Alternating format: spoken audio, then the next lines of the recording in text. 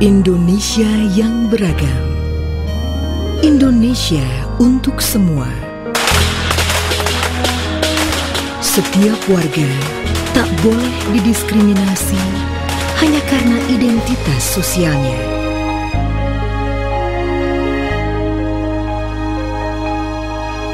Namun, kekerasan demi kekerasan terus terjadi. Mari kita wujudkan Indonesia tanpa diskriminasi. Indonesia tanpa diskriminasi.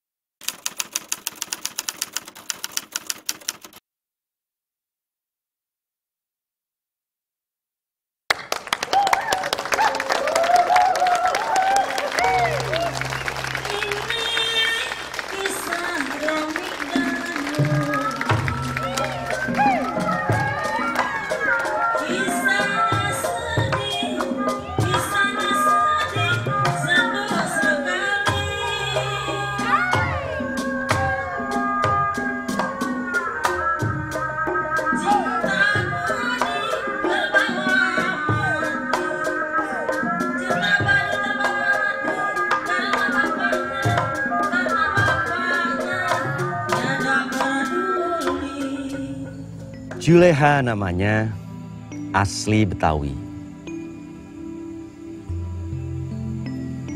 Sejak remaja dipanggil dengan nama Yuli.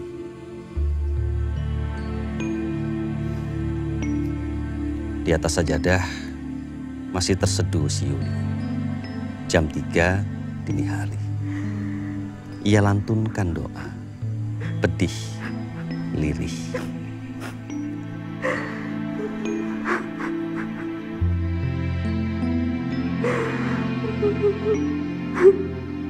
Masa silam melintas adegan demi adegan. Ketika itu Yuli lagi patah hati. Dia menderita penyakit yang sulit disembuhkan. Karena itulah kekasihnya meninggalkan dia, menikah dengan gadis lain.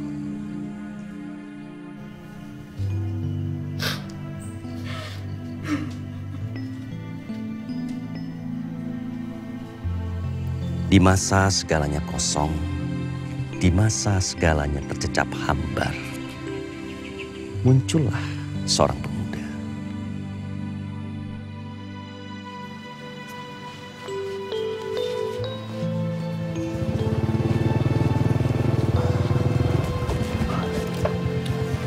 Pak.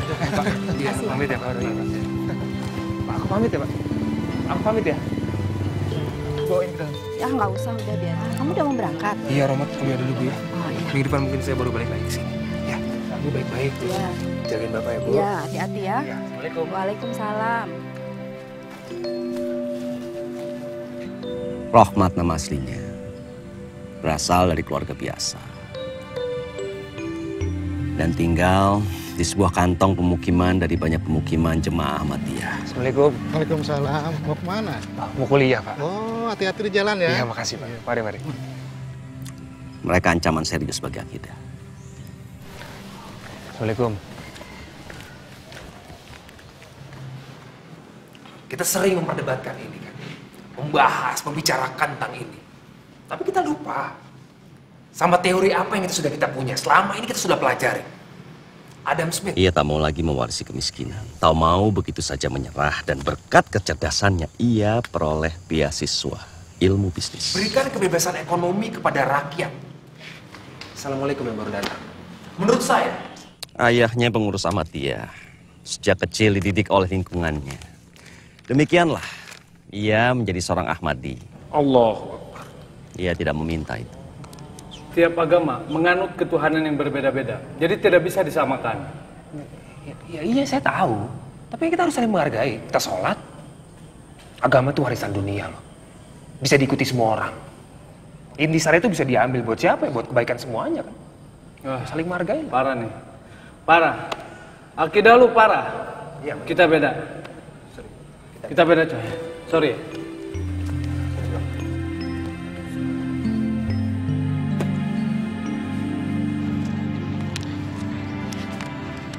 Saat pertama jumpa Romi di taman kampus ini, dalam sebuah pagelaran seni, terdengar suara Yuli melafalkan sajak Khalil Gibran. Bila cinta telah memanggilmu, ikutilah jalannya, walau mungkin berliku. Dan bila mana sayapnya mendekapmu,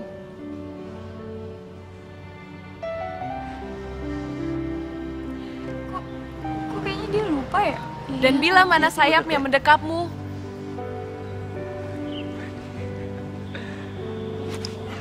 Dan bila mana sayapnya mendekapmu, pasrah dan menyerahlah. Walau pedang yang bersembunyi di sayap itu menghunusmu.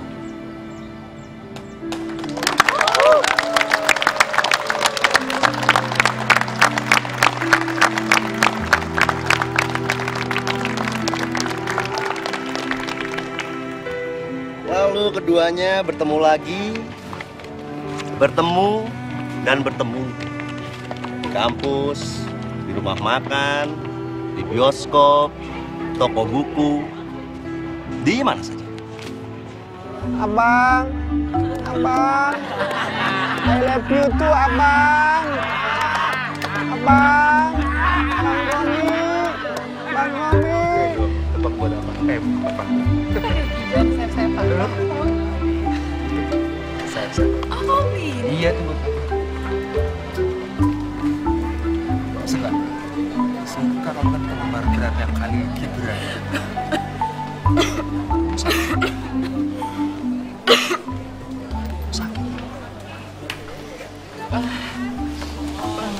Aku anterin kamu pulang ya. Enggak usah, kan biasa sendiri. Jangan dong, kamu lagi sakit.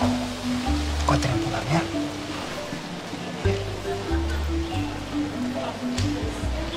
Emangnya kamu gak apa-apa? Cuman karena mau perempuan sakit-sakitan kayak aku. Sakit dan sehat itu kan milik Tuhan. Kita hanya berikhtiar. Ya,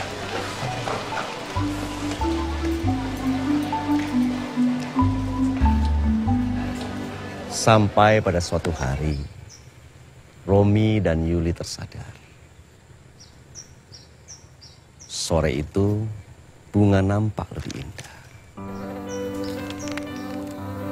Burung pun lebih lincah dari sedia kalanya. Ya, bunga dan burung boleh saja tetap sama.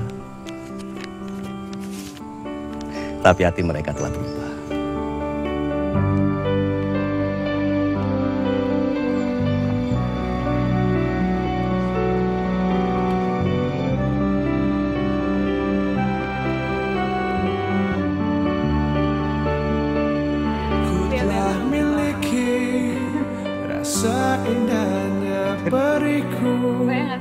Rasa hancurnya harapku, kau lepas cintaku yang seakan abadi. Sekalipun kau mengerti, sekalipun kau pahami, ku pikir ku salah mengertimu. panggilnya kalau disebut.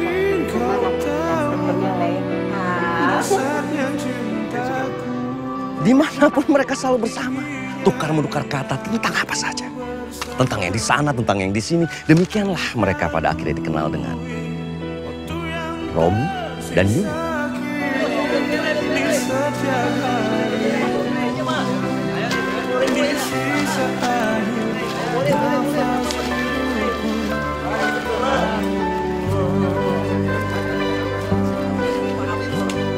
Sampai jugalah hari itu, rencana pernikahan pun dirundingkan. dua keluarga bertemu, bertukarkan tanggal, bulan, tahun, pernikahan, semua sepakat. Selamat datang. Tanpa bicara agama. Ya insya Allah keluarga kami di sini menerima. Sekalipun kau mengerti, sekalipun kau pahami, pikirku salah mengertimu.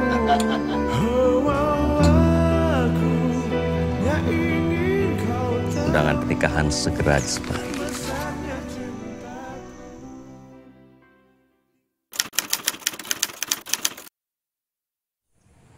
Tanggal 6 bulan Februari tahun 2011. Kampung Romi di Cikesik dilanda huru-hara ketika jemaah Ahmadiyah sedang mengadakan pertemuan.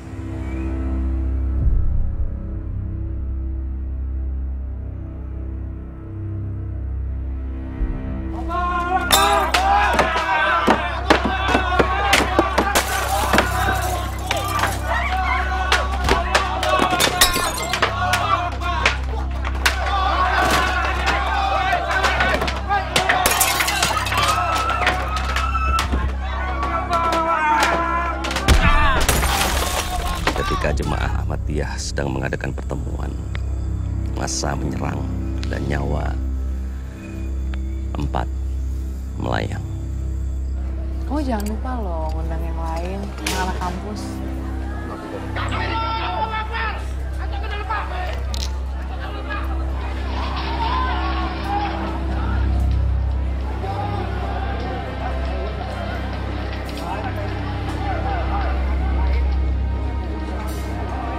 Itu kampung aku, Cikesik. Kamu Ahmadiyah? Ya, dia Ahmadi. Dia Ahmadi.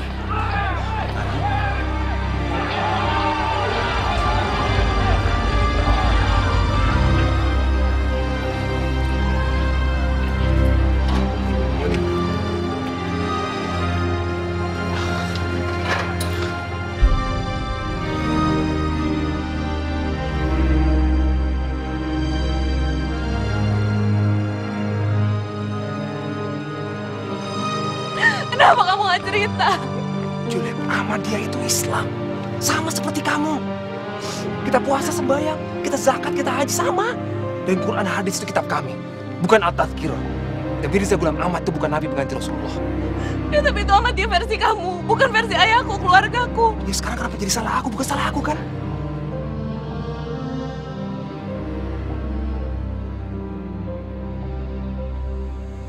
Mereka berdua larut dalam diam. Hati mereka berpelukan.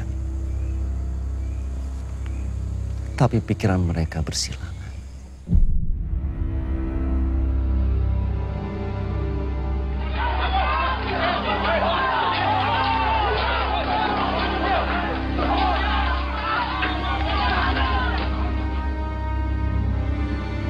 Sejak huru-hara Cikesik, Yuli mulai berubah. Ia senantiasa gelisah.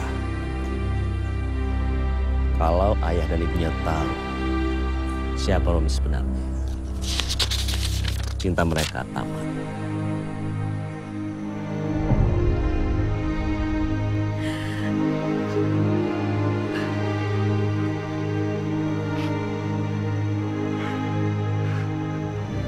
Hampir tiap malam, rumah orang tua Yuli ramai. Huru-hara Cikesik jadi pusat kunjungan. Ahmadiyah itu bukan Islam. Mereka hanya mengaku Islam.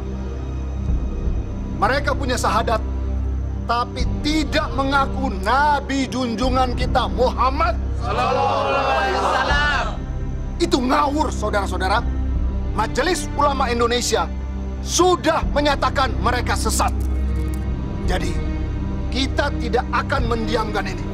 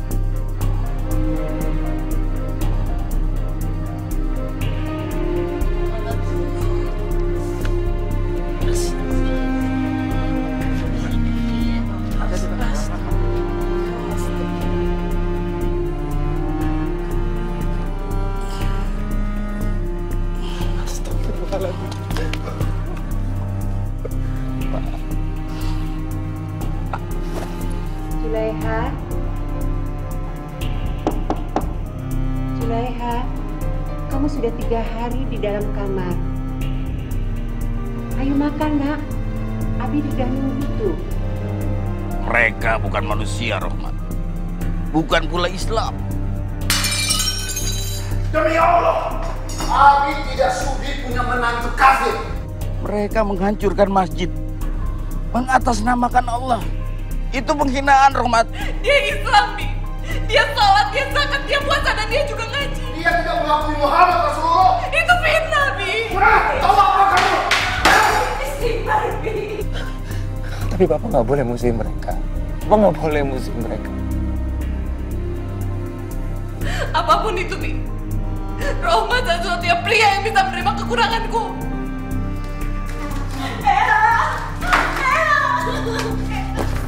Pergi sana. Susul calon istrimu. Dan kamu jangan kembali lagi ke sini. Ya Allah, ampunkan saya. Yuli berusaha mencari jalan melunakkan hati ayah. Mengendorkan kepalan tangannya, dicarinya pandangan lain dari kalangan pembela hak azazi, dari ulama moderat, dari tokoh-tokoh agama. Mereka memiliki syahadat sendiri. Mereka meyakini Mirza Ghulam Ahmad sebagai Rasulullah setelah Nabi kita Muhammad SAW. Bagi mereka yang tidak meyakini Ghulam Ahmad sebagai Rasul, mereka nyatakan kafir. Masya Allah. Sumber kekerasan adalah sebuah fatwa pada tahun 2005. Ahmadiyah dinyatakan sesat.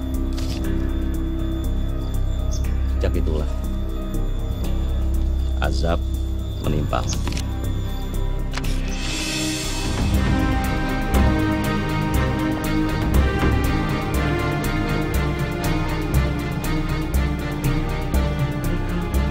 Juli 2005, perguruan Al-Mubarak milik Ahmadiyah di Parung Bogor diserang massa. Sejak tahun 2006 di Mataram ratusan jemaah Ahmadiyah dipaksa mengungsi. 27 April 2008, Masjid Al-Furqon milik Ahmadiyah di Parakan Salak, Sukabumi dibakar massa. 3 madrasah rata dengan tanah. Juni 2008, terbit surat keputusan bersama Menteri Agama, Menteri Dalam Negeri, dan Jaksa Agung. Isinya titah bagi jemaah Ahmadiyah untuk menghentikan semua kegiatan yang tidak sesuai dengan penafsiran Islam. Perbedaan itu fitrah, perbedaan itu rahmat, perbedaan itu sunnatullah. Dan dalam perbedaan tidak boleh ada pemaksaan. Karena Allah berfirman, La ikraha fiddin, tidak ada pemaksaan dalam beragama. Selain paksaan juga, seseorang tidak boleh memaksakan orang lain. Karena Allah juga berfirman dalam surat Yunus dengan mengatakan, Walau syaa rabbuka la amana man fil ardi kulluhum jami'a. Afa anta tukrihun nasa hatta yakunu mu'minin. Kalau Allah berkehendak, maka semua yang di muka bumi ini akan beriman semuanya. Tapi apakah engkau, wahai Muhammad, hendak memaksakan semua manusia beriman? Jadi Allah melarang pemaksaan dan tidak boleh ada pemaksaan itu sendiri.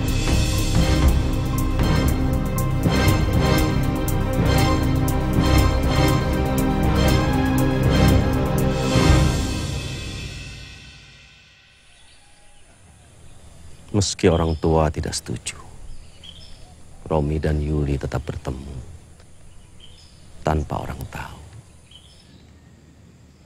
Mereka terus mencari jalan untuk bisa menyatu.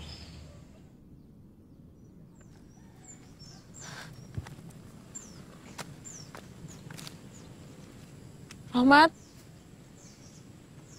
Rohmat. Yuli.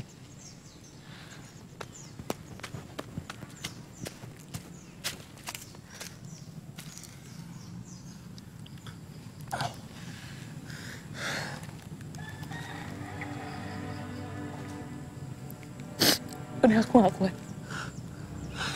Yuli. Kita bukan anak durhaka. Kita berhak atas hidup kita sendiri. Peradaban udah banyak anak-anak yang berbeda dengan orang tua mereka.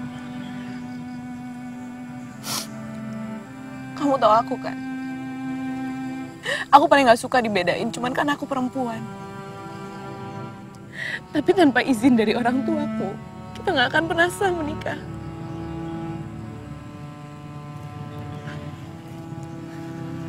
Kita kawin lari.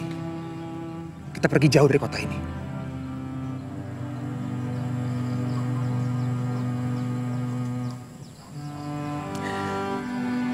Ikhlasin aku aja ya. Cinta nggak selalu harus bersatu. Yuli.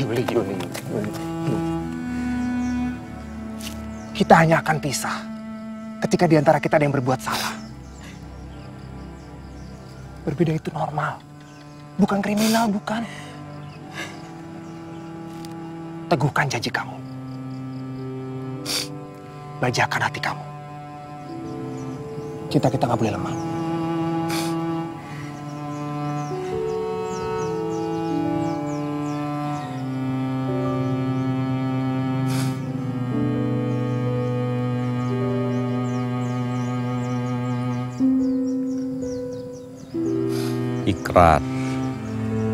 Ikrar. Tekad sudah diikrarkan. Tapi diam-diam Romi merasa saat berpisah itu akan datang juga. Rasa itu menyusup begitu saja di hati.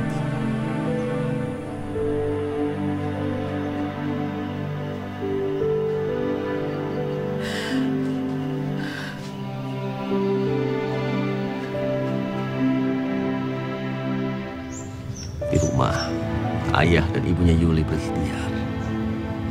Romi harus segera disingkirkan. Yuli perlu jodoh baru, seorang pemuda muslim yang sesungguhnya. Hartono, seorang pemuda santun, pacar Yuli pertama. Baru pulang dari sekolahnya di Mesir 3 bulan yang lalu. Dan dia sering menanyakan kabar Yuli kepada ibunya. Assalamualaikum. Waalaikumsalam. Ya salam. Hati Yuli pernah untuk Hartono, tapi itu sudah lampau sejak dia berangkat ke Mesir. Assalamualaikum. Waalaikumsalam. Ayo, silakan masuk.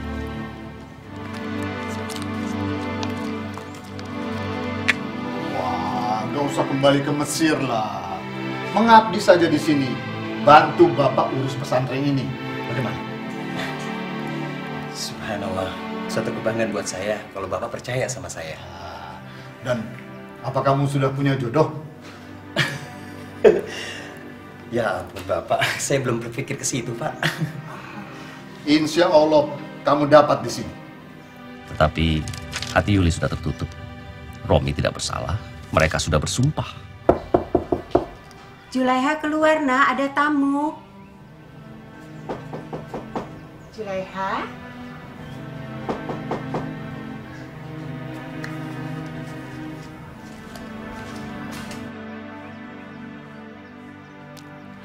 Ya Allah, gerakan hatiku.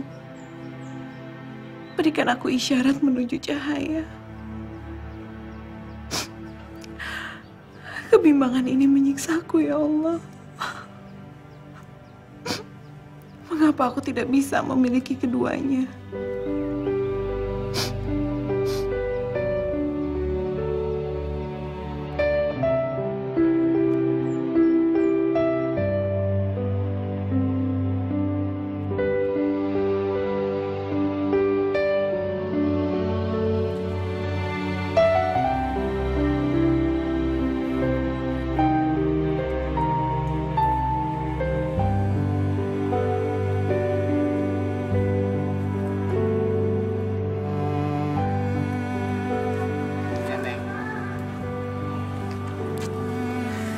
Gambar apa, Pak?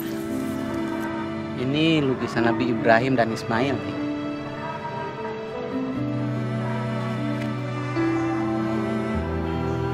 Boleh lihat nggak? Oh, silakan.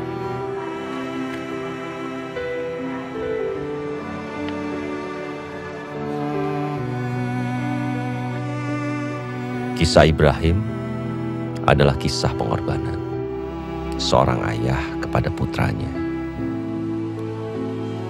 Orang tua berputra untuk dicinta. Tapi Allah meminta Ibrahim menyembelih putra terkasih.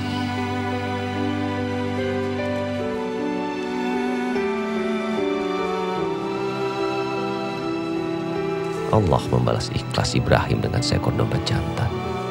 Allah juga mengangkat Ibrahim menjadi ayah para rasul agama dunia.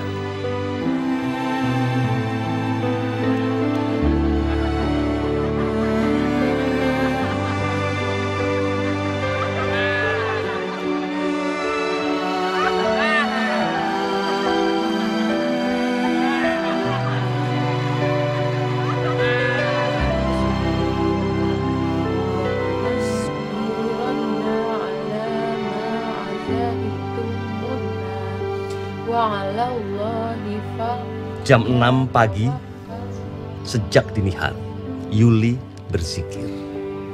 Tubuhnya semakin letih, melemah. Semua tenaga ia tumpahkan.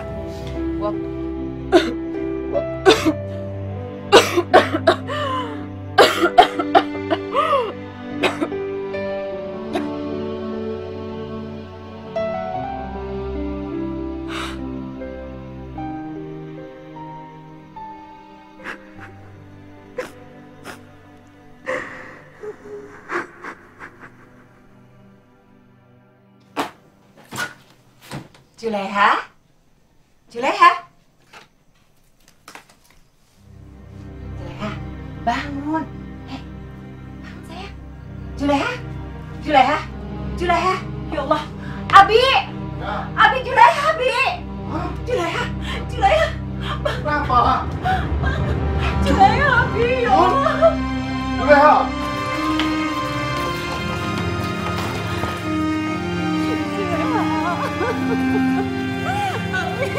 Ya, tenang, Umi, tenang.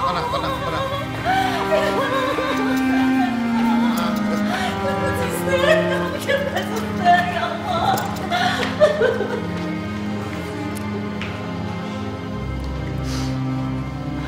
Bagaimana, dokter? Mohon maaf, Pak, Bu. Sangat mengkhawatirkan, sudah stadium. Astagfirullahaladzim. Tapi bisa disembuhkan kan, Dok? Ibu sama Bapak tenang aja. Saya permisi. Tapi bisa kan, Dok? Ya Allah, Abi.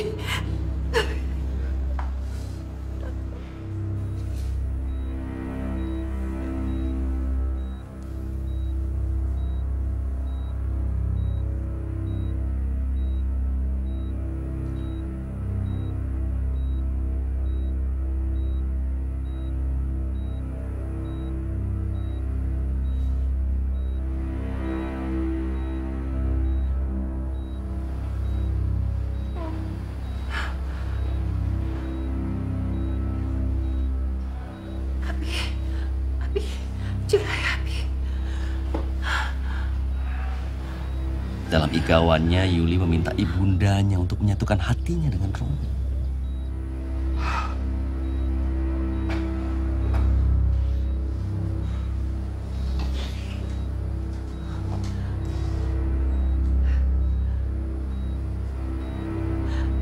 Nikahkan Julaiha dengan pilihannya, Bi.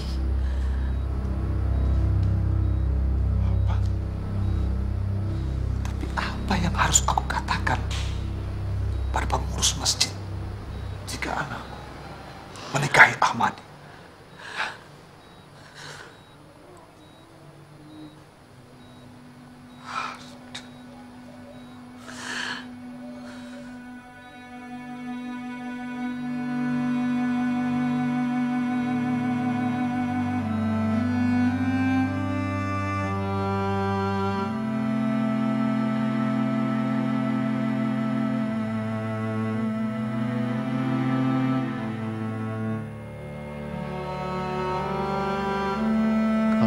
Pasrah, ya Allah. Bukakan hati kami. Tunjukkan jalan kami. Sudah 3 hari berlalu. Ayah ibu membisu. Hati mereka terbelah, paham agama dan cinta putra.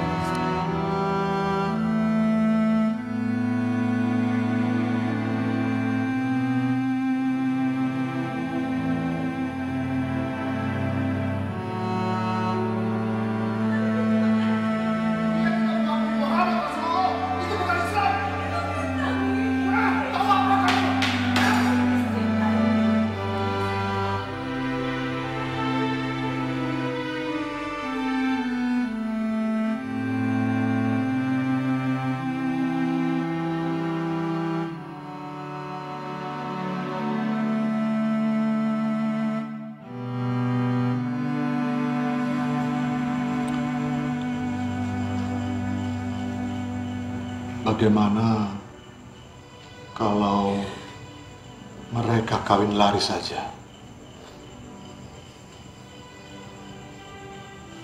Aku akan restui hubungan mereka. Meski aku harus berpura-pura menentang hubungan mereka di hadapan jamaahku.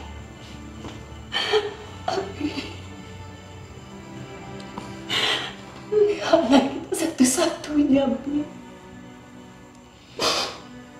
Apa pandangan orang pada keluarga kita? Aku gak sanggup. Aku gak sanggup, Bi. Aku gak sanggup.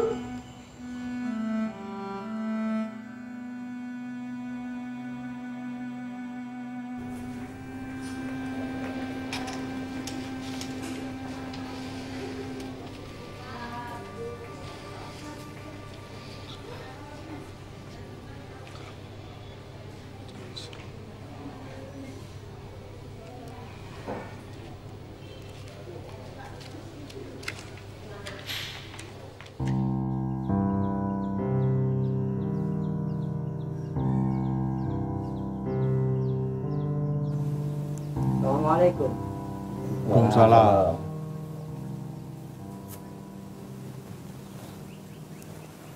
Pak Kiai, Rahmat ada di luar.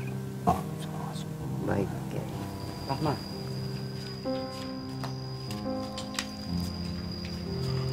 Assalamualaikum.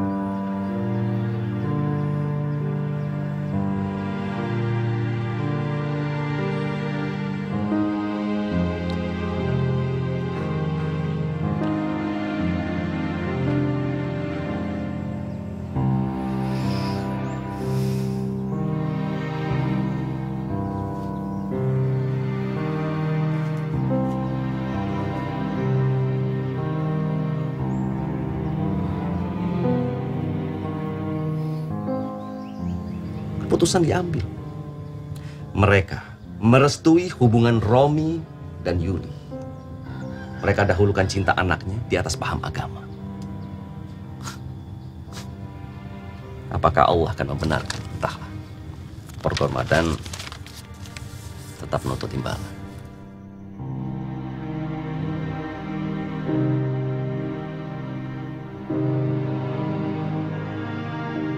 Mereka menyesali diri karena tak kuasa meneladani Nabi Ibrahim yang rela menyembelih anaknya demi agama, walau Tuhan akhirnya menyelamatkan anak Ibrahim.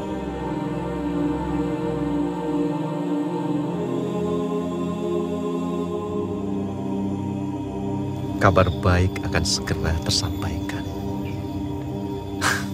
Romi membayangkan betapa bahagia akan menyapu derita. Mukjizat ini menjadi obat.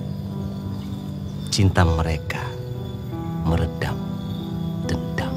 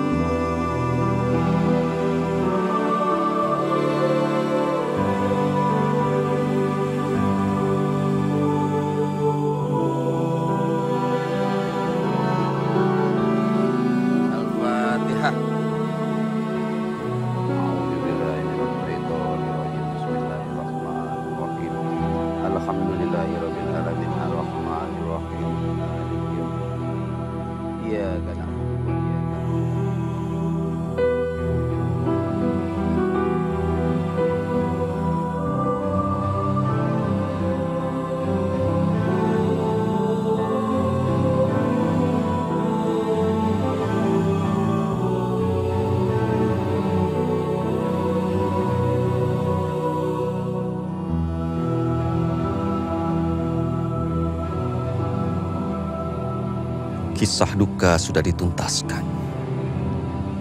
Layar agung sudah diturunkan. Yuli sudah tiada. Tanpa sempat mendengar